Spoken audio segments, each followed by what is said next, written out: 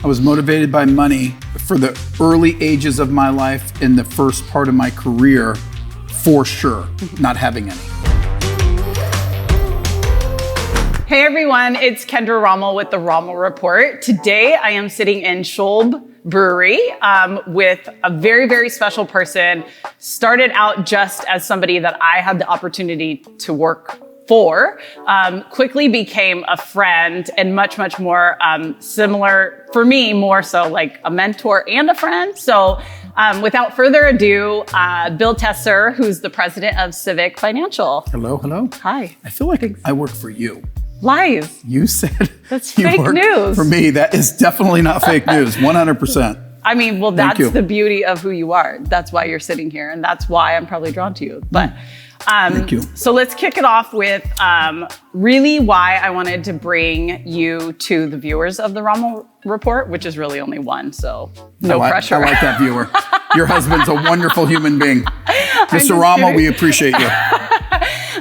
But no, so I've just always known you and seen you as somebody who didn't just accept a job, but as somebody who has naturally separated himself, maybe in part not knowing that you did or that you do, but there's a clear separation of you not as an employee or as somebody working for somebody else, but really as an entrepreneur, spirited person in all aspects.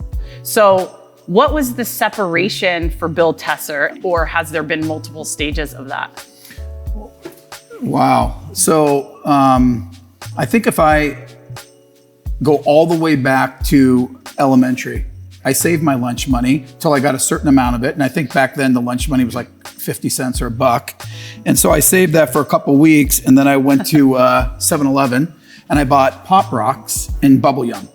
And then I took the Pop Rocks and Bubble Yum the next week and I sold it to kids at the elementary for like 3-4x, right? So if you paid a dime for the Pop Rocks, you sold it for 50 cents or whatever it was. And I had a great gig going, great gig, until some of the parents of the kids who were my customers realized the kids weren't eating and the cavity bills were going up. So I got called into the principal's office and got in trouble. But that was 3 or 4 months into the gig. And I probably in 5th, 6th grade made like $50, which is a lot of money, right? It's like how much money some people make in a week. And so right then and there, I think was the beginning of me going, there's something here, me buying low, selling high type of deal. And, you know, I didn't come from much. My mom and dad didn't have a lot. So I think I was naturally inspired to make more. Mm-hmm. And that has always been in me. Mm-hmm. Like just do a little bit more than the average bear. There's two things there. There's two things happening there, right? Mm-hmm. Like your drive could have come from money, but was it really that you saw an opportunity, that you identified what an opportunity was very early on? I was motivated by money for the early ages of my life in the first part of my career, for sure, not having any. Yeah. But it helped me see opportunities because the opportunities created the money. So I think that's ingrained in me. And anything I do when I come into this brewery, I look around and my mind naturally goes to where the opportunities are here. Right. Like whether it's ancillary services or food or selling these things to other bars or whatever it is, right. My mind just kind of naturally goes that way. But that didn't work that way in 5th grade. 5th grade, I was just trying to make a buck. Yeah. Just trying to make money. Yeah. Well, so beyond that, as you've started your career, whether early on or even late, or maybe there's a couple really hard lessons that you learned. Those lessons that would translate into how you've separated yourself. Yeah, I'd say business-wise, Kendra, the biggest lesson I've learned is I had success early on. So I naturally thought that what was ever going on between my ears was the right answer. I had it figured out. I was right, only to walk into a meeting and hear somebody else's perspective and go, whoa, hadn't thought about it, hadn't contemplated it. Like Mike Tyson says it best, everyone's got a plan until you get punched in the face. Then you got to refigure it out, yeah, right? Yeah. I would use it in this meeting right here, just the way you saw when I first came in, how I had my whole thing figured out and you're like, hey, now we're just talking. Yeah. right? Yeah, Bill's very calculated. I So am. Bill shows up with his packet of papers highlighted to when he's supposed to speak, queued up and ready to go. And Camera, I'm telling the camera people, okay, put lights right here. They're going like, who is this guy? What the hell's going on? Nick already knows. She's had her fill with me. Well, I mean, it's the one time that I get to tell you no. And so tell me exactly what to happened. do. Yeah. Anyways, well, so the reason I asked that is I know that for me personally, and we're at fairly different places in our career at this point. That's a nice way of saying I'm older. I mean, you dated yourself with 50-cent bubble gum. I know. Let's be honest. I'm like, I said what do you 10-cent buy? bubble gum. I sold it for 50. I sold it for 50. I think today it's $1. So That's right. 10x. But so I think not enough people really speak to the noise between your ears, whether 50% of that is ego, 50% of that is insecurity. I don't know, but it is a challenging thing to navigate, I feel like. So I agree. how do you personally overcome that? Are you still facing that at times? I do. Yeah, it's a form of schizophrenia in a way, because you could go down a lot of different rabbit holes Totally. over one particular conversation, decision, opportunity. I do try to use the 2 ears that God gave me and the 1 mouth, which just means listen twice as much as you speak, which is hard for me because I have already in my mind figured out the answer to the question. Yeah. So I just think being patient, you and I, we have our talks every other week early, right? Our Right. one-on-ones. And I think you'll note that it's a great opportunity for me to just listen. And then when it's my turn and you ask me, I will speak. But I think it's important to take everything in before you take a final position on anything. And it continues to help me guide the way that I run the company, guide the way that I run my life, guide the way that I manage my relationship with my wife and my children and my friendships, is to, be a better listener. And that's a constant work in progress. I fail miserably often, but I catch myself, kind of like a bad golf swing. Right? You fail miserably at listening?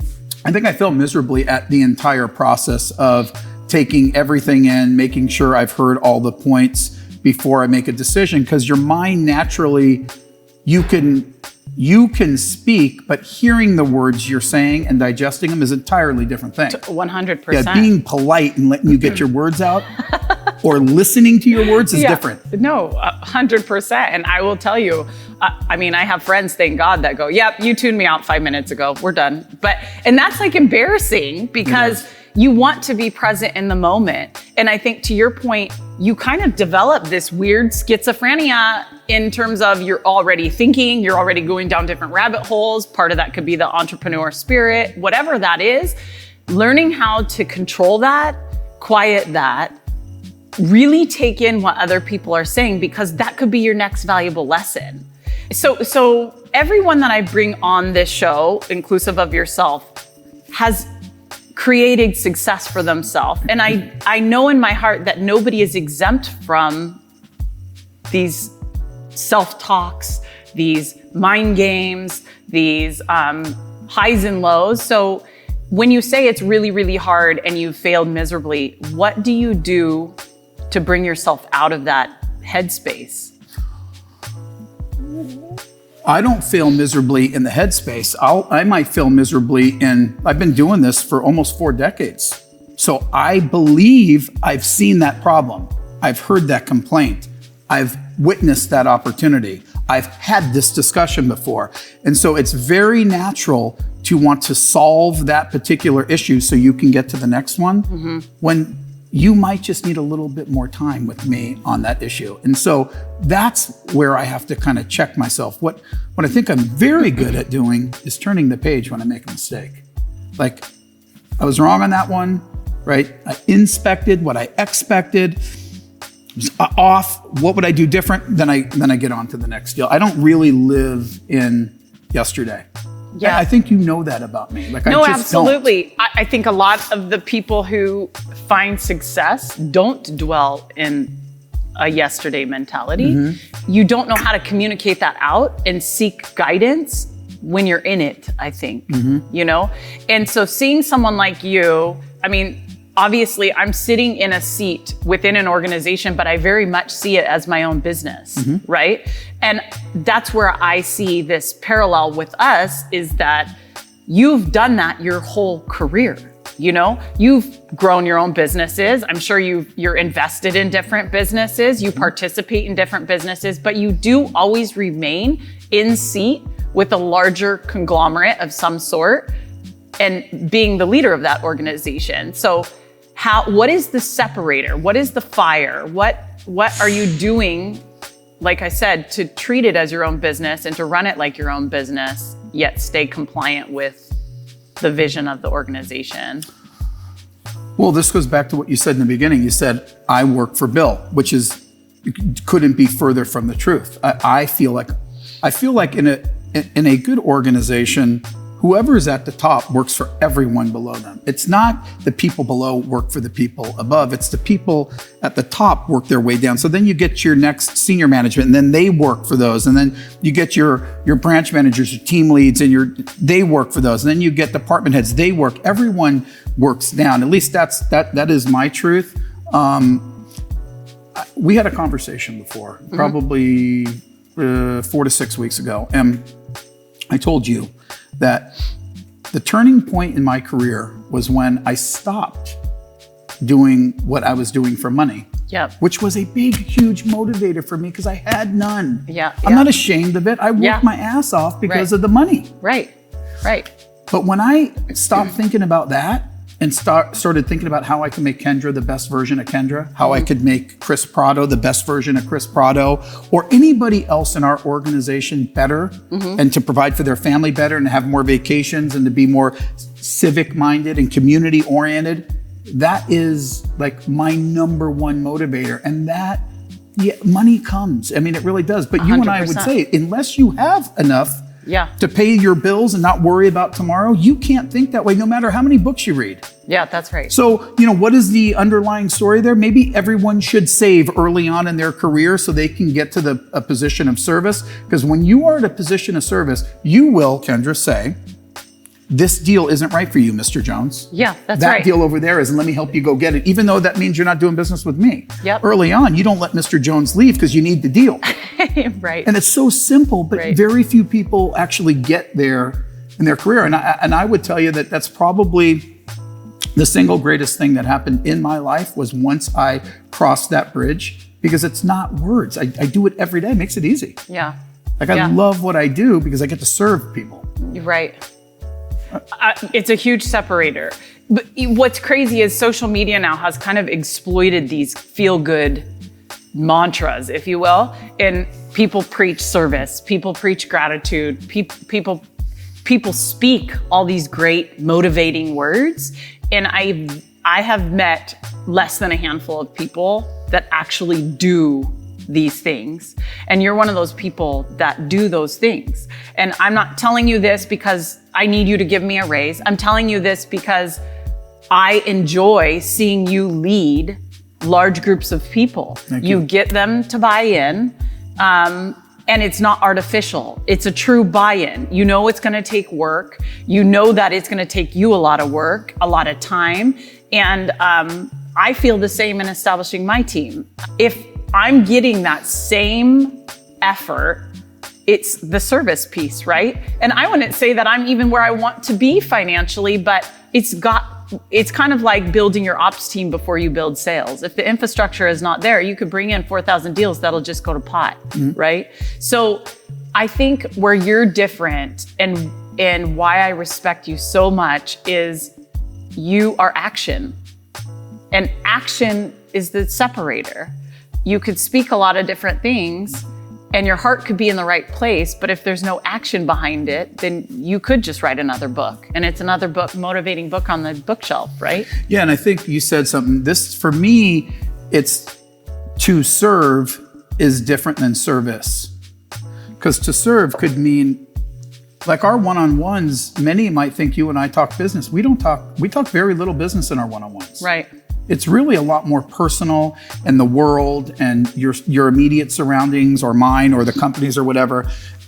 That is serving you. I'm not giving you customer service. I'm serving you. I'm serving a need that you have at this moment in your time. There might be a time 3 years from now that you might need me to look at your budget, that you're viewing your budget differently. You might want to expand in another state, and how are you going to do it when you live in California? Well, that's a different type of serve. Like right now, what's important to you is personal. So that's important to me because I think I can make a difference. Well, to your point, I think you could create these beautiful business plans and these beautiful budgets, and you could be very well articulated in that space, but without heart and without fire and without that personal connection with everybody you're doing business with, your team, internal, external, I really don't feel like you're in business. So that's why personal is so important to me. I kind of am this industry, as you know, teaches you so much about character. It does. Real quick. Yeah. You have to build walls, especially, I don't like bringing the male-female card, but it's definitely male-dominated, especially as you get closer to Wall Street or secondary. And our biggest originators are females. One's right here. But I would say that, you learn to build thick skin, and then you start taking a step back and saying, how can I be better? And it comes down to being personable, I feel like. Yeah. So I know that you love your family like beyond belief. I mean, that's just silly to say. But so that's clearly one of your whys. But what is your what? Like what is next? What are you aiming for? What does your second half end? Not sure of your career. You're giving me the second half? I mean, well, I'm giving you the last trimester.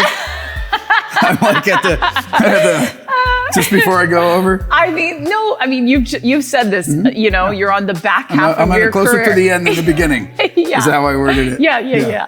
So what is your what? Yeah, it's making a difference in people's lives. And it's literally one relationship at a time. And it could be business related, personally related, social related, community minded. I do find myself talking to people a lot more at this stage in my game than I did in the beginning, and more personal related. Like I have more personal connections and have made more time for those personal connections now than I did in the beginning. And I do find joy in it. It's not hard for me. It's selfishly, it makes me feel good to help someone do something, reach something, change something, leave something.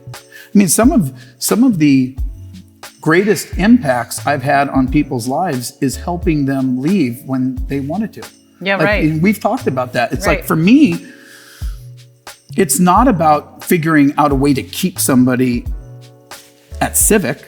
If there's an opportunity somewhere else and I would give them objective mindset on it, I'm going to help them reach that. I mean, that's what it is really about, because this is a life relationship. It's not how much can I extract out of Kendra. Yeah. Right. And and let me tell you something. One thing I've run on is make it as easy for someone to leave the company as you did for them to join. Mm-hmm. And when you do that, should the grass not be greener, you'll be the first person they come back to. You don't make it difficult. Yeah. You make it as simple as possible. Right? Well, no, I'm just kidding.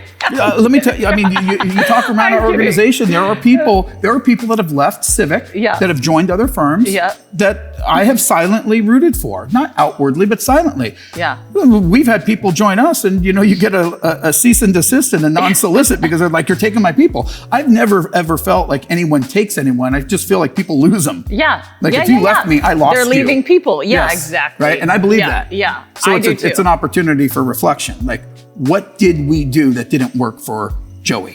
Yeah. So, yeah. So you say it's never about headspace for you. Why is that, do you think? Well, I think I do have an awful lot of market reference. I have a lot of experience. I've had thousands of employees I've worked with. So when something unexpected happens, I do have a whole bunch of storage in the back that I could pull from and remember what took place and what the end result was. And 99 times out of 100, it won't be as bad as you think. Mm-hmm. And 99 times out of 100, it won't be as good as you think. Mm-hmm. So that is a mellower. And so I recognize it, I deal with it, and then I shelf it. and go on to the next deal. I don't get caught up in obsessing about it. It just doesn't, it's never worked. Right. If it did, I'd be an obsessive, compulsive, crazy guy. It just doesn't work. You'd click subscribe. I would. It's never worked for me, so I don't use it. But I would if it did. Worry is a wasted emotion. That's what they say. I feel like more women worry than men in general. Yeah, when it comes to my children, I think you think about that. You want them to make the right decisions. You want them to find the right mates. You want them to, carry the right personalities and traits and treat people good. And those things never leave. My kids are 29, 25, 24. They're on my mind like they were when they were 4, 5, and 9. Yeah, right. They are. It never ends. I think more so as they get older. Yeah, I think you're right. Because you want to hang out with them. You're like, oh, cool. They're actually cool people. Yeah, hey, aren't we? We're good friends. Dad's cool. Yeah. I know. I keep telling you're not myself. that cool. Here's some money. Yeah, okay, you're I'm cool. now. Now you're cool. That's so funny. It's so true. Yeah. I know CIVIC is not it for you, even though we bleed CIVIC currently, and we want this company to thrive and do whatever it's supposed to do, right? What's your trajectory look like? Yeah, so I don't agree with what you've said. I think CIVIC hasn't done anything in terms of what it's capable of doing. We're at the precipice of really getting going. We've just started core. It's in the starting blocks. We just started multifamily and had some stumbles. We're in the starting blocks. We have new products on deck. We have new capital partners that are around the corner coming very soon. We are demographically not diversified enough. 08 doesn't work in all channels for all people at all times. We don't do loans in 7 days. We're not anywhere close. If you ask me my truth right now, I'd run CIVIC until CIVIC no longer needed me. Right. And then let's say that's 5 years or 7 years or 10 years. And then maybe sit on boards for lending organizations, sales organizations, and spend my time with my grandkids. I've told my wife I'm 53 years old. I got 7 to 10 hard, like 7 to 10 hard in me. And then, maybe I could shed some of that headspace onto somebody else. Yeah, right. Oh, I was thinking about this last night. Now it's yours, Nick. Yeah. I was thinking about this night. Good luck with that, Kendra. And get paid for it. Yeah, no, That's kind of like my, where I would see myself collecting a Social Security check, being on a board. Right. What are you talking about? I have paid a lot of money into that. I can't wait. Can't wait to get that check. Open. It's like a Black Friday sale. Yes, exactly. So I didn't want you to misunderstand me. I don't think CIVIC has reached its potential. And I know that we're both loyal to CIVIC. I don't think that there's a finality in my mind in terms of timeline. You're right. And you know more than anyone that I believe in certain channels and cannot wait for it to be perfect. Correspondent. just clearing my chest. Well, it's not really like that. I love it. No, I love talking big money and big relationships. We talked about this 2.5 years ago. Yeah. Right? So I know you were at the forefront of that when it was just a thought. So I get it. Right. So aside from that though, Bill, do you still love to be in business? Oh, every day of the week and twice on Sunday. I love it. And what fires you up most? Oh, I love competing. Yeah. I love our people. It's us against the world, getting better, right? The coaching stuff you talked about, it's like, we tried this, it didn't work. How should we think about it differently? Let's do that. We capitalize on that. That was good. Triple down on that.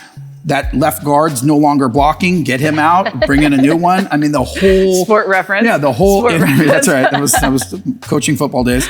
The whole, so many different parts moving is good for my brain. It keeps me, on my toes at all times. So I don't.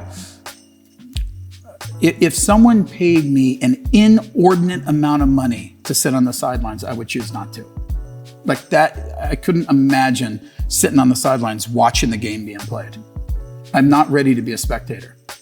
Yeah, I want to be in the game. 7 to 10. You just said 7 to 10. You're going to be a spectator. I said hard 7 to 10, and then I said I would be like in a general manager role, right, giving my thoughts. Hey, it'd be great if you could get Kendra. We're going to rewind this and show him. Remember? You won't have to. We're not going to be playing this 12 years from now. Going, the son of a bitch is in the same chair, talking the same crap to the same people. He's full of it. He's still trying to outrun Jack. Yes. Jack's hair is still beautiful. Unbelievable.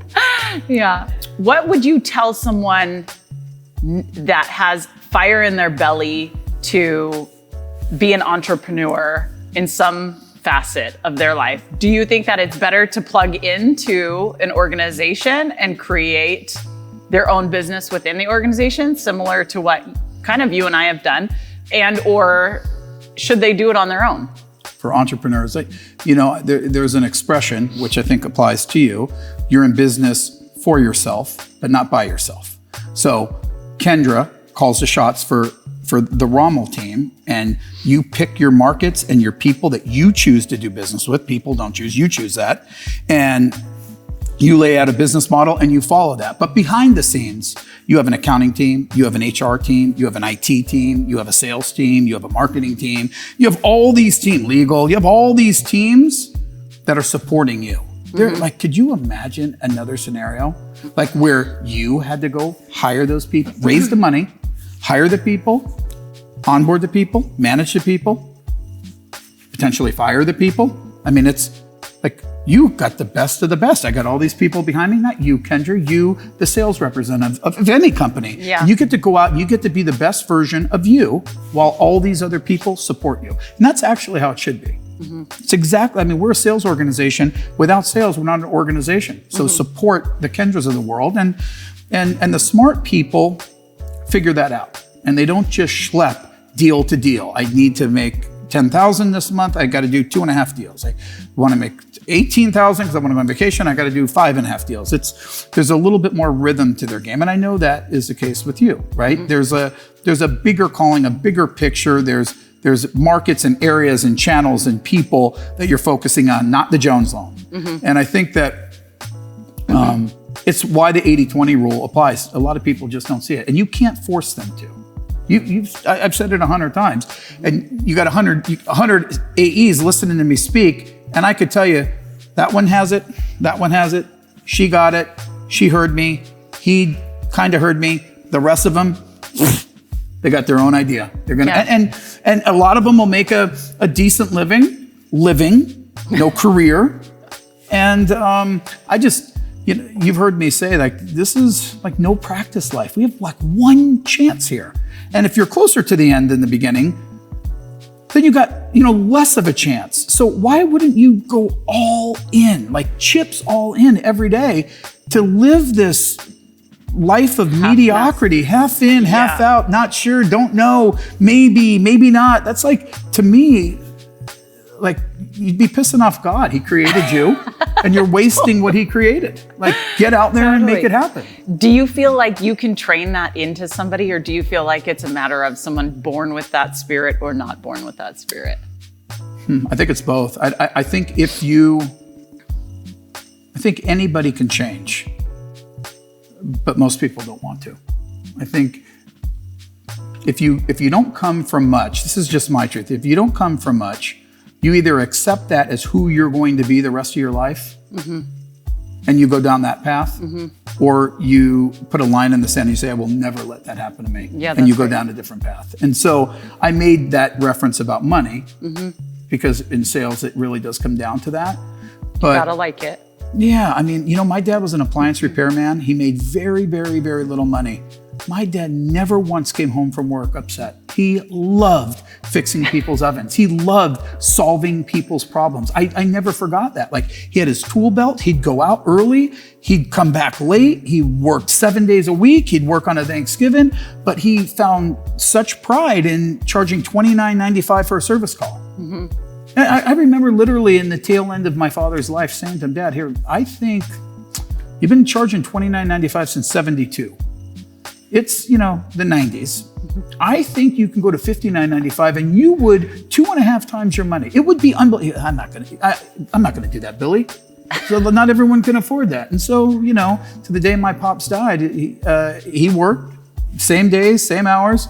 He was $29.95. I could not get the guy to up his price, but he loved what he did. How have you separated yourself in terms of identifying an opportunity each and every step? Like, I know we keep going over this, but it is something that I find hard to train. Like, what do you mean? I mean, I'll give you an example of what I'm talking about.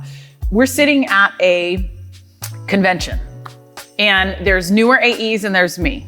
And one of the AEs says to me, I don't even know why we're here. There's so many competitors.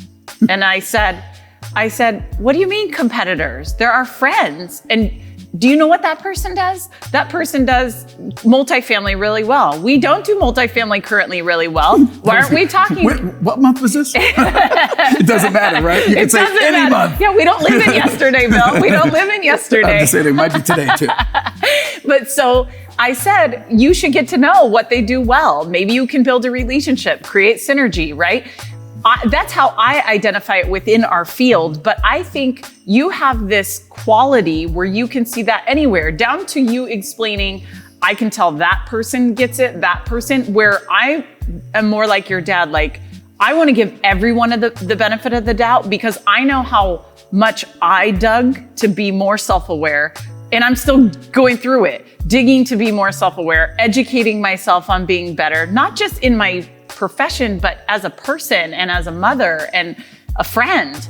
Like the desire is there, but the resource maybe isn't there. Yeah, so 2 points. Number one, my first point is we have 300 employees. Do you know how many people have asked me in the 4 years I've been at CIVIC to have a one-on-one conversation on my calendar regularly? 300 employees. Do you know how many people? You. So just digest that for a second. I have an open door. I have windows. I think you see what I do. I scratch my nose and people are going to just scratch his nose and everything else. And so not one person has ever asked me. You have. So just marinate on that. The second thing is that one of my great disappointments in business has been being in a position where I want it more for that person than they want it for themselves. Absolutely. And so I find that every day. I don't put it on our pulse. I don't make it a keep, stop, start. I don't call people out in town hall, but I know. And so there are little tidbits of disappointments for me because I want, if I were using you as an example, and I'm not, but if I was, I want Kendra I want her to dominate this field and I want her to dominate this team and I want her to grow in this fashion. I want her to spend the same amount of time with your son and your daughter that you do. Keep going to the football practices, ride dirt bikes with your husband and continue your workouts. And I want you to do all this and zock money away, but you insist on rolling on in at the crack of 10:30 and you're out by 3. I mean, it's a weird life, right? I know. What is that? That's not a job. Yeah. And so, but or it's a job, just not a career. Or if I just said, hey, I want you to go to these 6 conferences and I want you to get these 2 licenses. I want you to add New Mexico and I want you to do this. And you didn't. Yeah. Well, I mean, I'm given the roadmap. If this is the example, if you're not taking it, I get it. But it is a disappointment. And so some will, some won't. So what? You can't get caught up in it. I'm chips all in with Kendra. Kendra's not accepting it. I'll back off and let Kendra live her version of her best life with as much support that's always there for her when you're ready. Browbeating, cramming it down, I don't believe in it. And so that is, you see, just like my example with you, you see the 80-20 rules, 90-10 rule sometimes, that just anyone can come to me at any time. You're the only one that has. You're the only one that has. And I have people that have worked with me for 20 years and they don't have regular one-on-ones with me. I mean, this is something that I was actually just taught, which is so simple. Ask, right? It's a simple stated ask. That has never actually been spoken to me. That's just something I believe, hence why I've had a nickname of Bulldog like my whole career. But I ask and I ask and I ask. Oh, I know. And I ask until I either wear someone out or they tell me. Please save this one clip. If nothing else matters, save this one clip. Send that to me. But here's the difference. When I'm talking to my team, our team, I hate to say my team, it's our team. I don't repeatedly ask because I do feel like I'm cramming. So there's a role reversal there. Weird. It's way weird. It is. And it's really hard it's just a weird space. I just think you have to understand that there are levels and everyone has them and everyone can't be on your level. And that's okay. That doesn't make them. That's okay. No, but I mean, you are ready you want to be a bulldog. You ready to attack the day. You start early, 4:00. Let's go. I'm ready. One-on-one, 6:30. I'm ready. Let's go. And if you have someone on your team that started at 8:30, you would have a hard time getting your arms around it because they aren't viewing it the way that you view it. And what I'm telling you is I recognize that that's what makes the world a special place. That's what gives me the opportunity to do what I do. If everyone had my mindset and my approach and my stick-to-itiveness and discipline, then I would be one of 10,000 trying to find my way. And you'd see the opportunity and be... I probably would, but so no, you absolutely would. So the way I think about it, the world's a beautiful place. We're all different.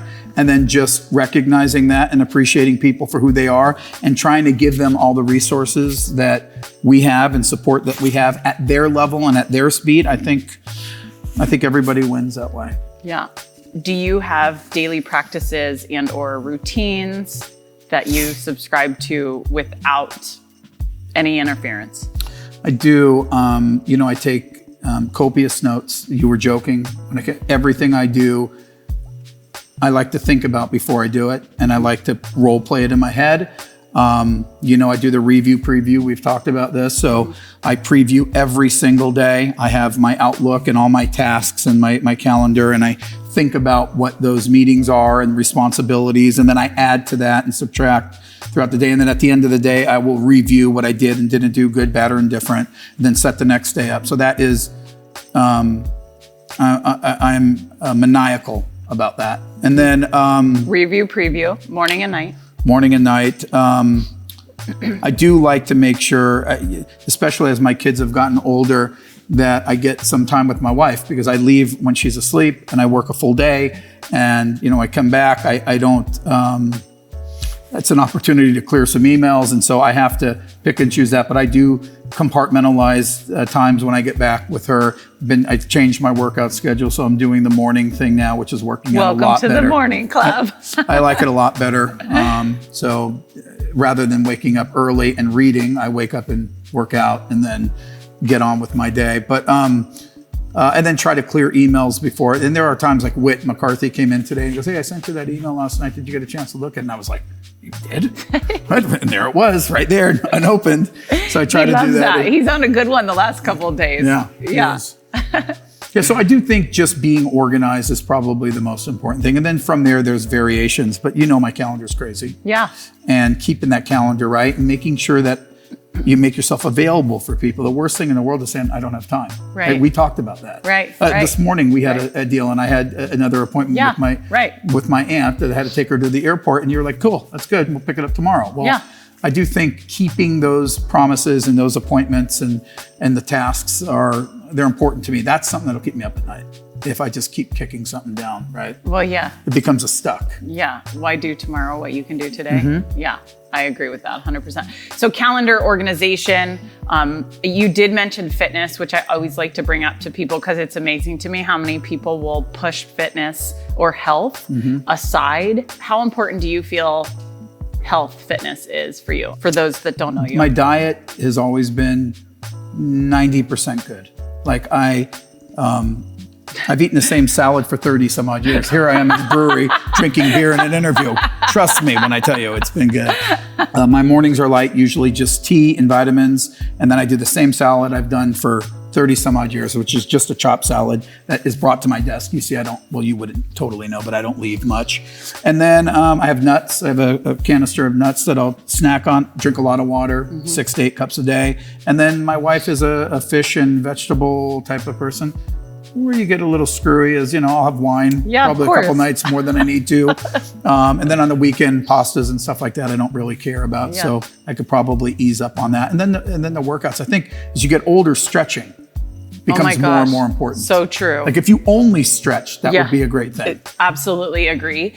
I hated yoga.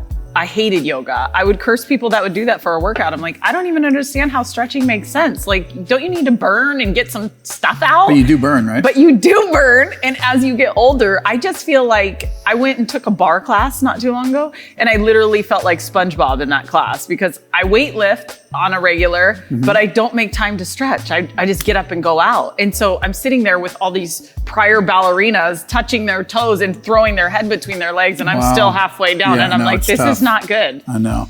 My daughter does that a lot. She's very, very good at it, but stretching's important. It's so important. Well, good. I'm glad you're healthy. And I really do love our little fitness competitions in the office, actually. It's interesting to see how out of shape a lot of people It's amazing. are. But in their mind, they're not out of shape, actually. So they'll take the challenge. For those that don't know, I had bodybuilded years ago, like late 80s. You guys did the shirts and all that stuff. And, you know, when my daughter was young, there was a poster up in our gym, and it was when I was competing, and she was like, "Oh, you know, who's that? Oh, that's your dad. That's Daddy. Yeah. What happened here? Like, what happened?" Rude. Closer to the end than the beginning. That's what happened. Stop it. Yeah. It is a blink, though. It goes so fast, Jeez. right? So unbelievable. Like, do you really feel like life goes so fast? My mom said that once you hit 40, when you hit 40, she said it is like lightning. And yeah, I mean, I would say that happened to me when I hit 30. I mean, I Really? had 3 kids by 28. So, you know, watching them grow up. Now my oldest is almost 30.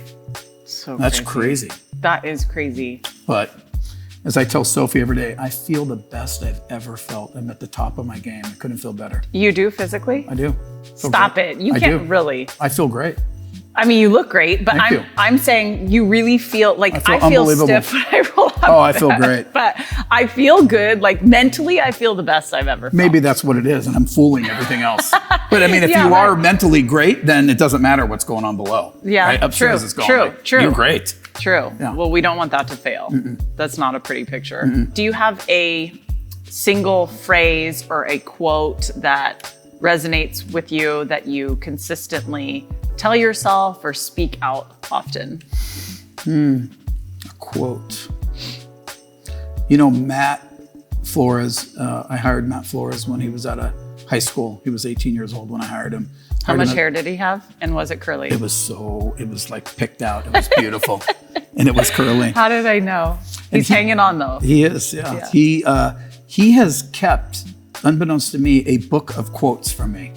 Oh, that's Like, cool. He has. And so the other day he was in and I said something and I saw him jotting it down. I go, "What are you doing?" He goes, "Oh, I just added to my book of quotes." And so, you know, one of the things he said to me just recently, and I don't know if this answers your question, but it struck me. He said, I told him, "You have to be willing to hire wrong in order to hire right." Yeah. And so, what that really says is don't be afraid of trying anything.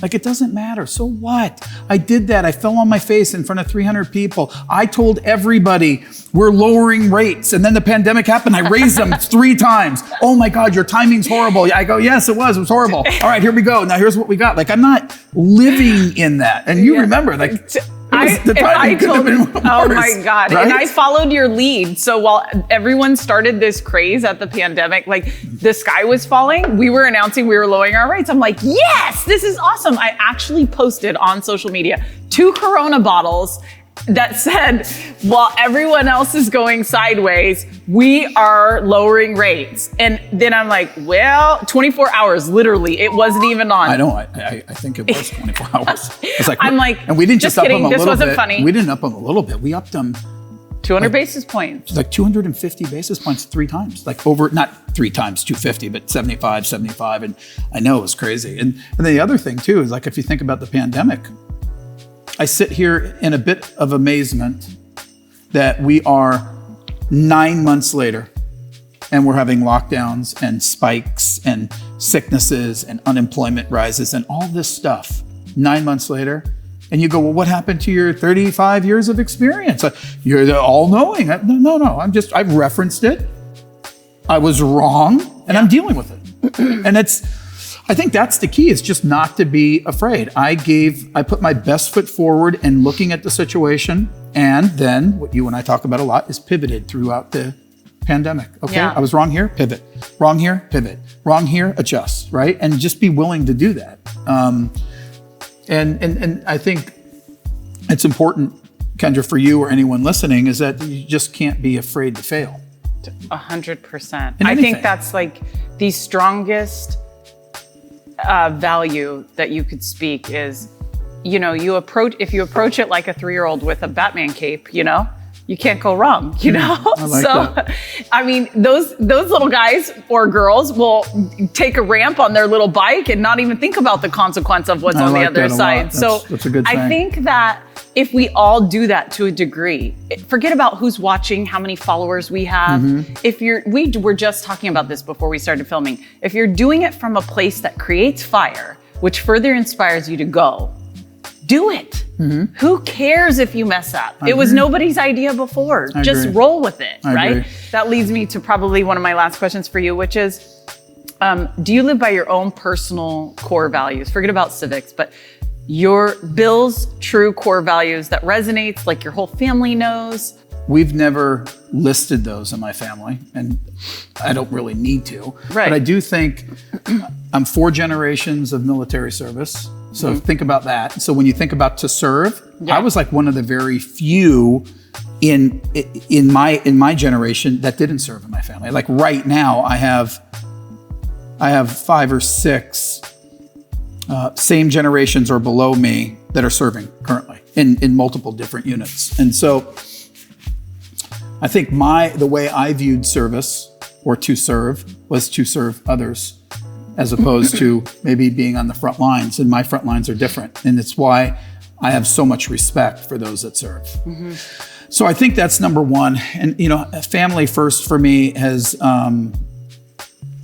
always been probably tops of why I wake up in the morning and, why I work the way that I do. And then elevating others. And so there's not really, yes, I mean, you making moments matter and making the most of your time and all those things are important. And I think about them every day. But if I had a life that was to serve with my family first, and I got to spend my time elevating others, that's a pretty good life having lived, right? And so that's what motivates me every day. I don't have to think about it. I don't rah-rah myself.